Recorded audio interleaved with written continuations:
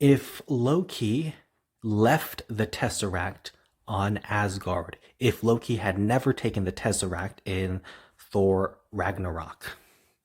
well, Asgard would have been totally destroyed by Surtur, and the Tesseract, I guess, would have survived. Maybe the Tesseract would have just been floating out in space, or maybe the Tesseract itself would have been destroyed, but the Space Stone would have been floating out in space, because I doubt that the destruction of Asgard, even as powerful as that would be, even as powerful as Surtur is, I doubt that the Space Stone itself would have been necessarily destroyed. So the Tesseract in its entirety, or maybe just the Space Stone, would have been floating out in space, and therefore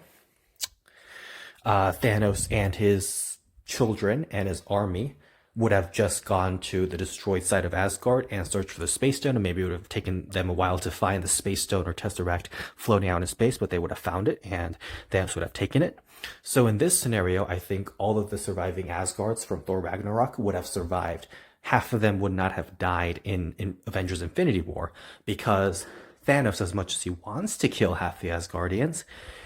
he would try to be more efficient with his time, and since he has to get the Infinity Stones as quickly as possible before anyone is able to stop him,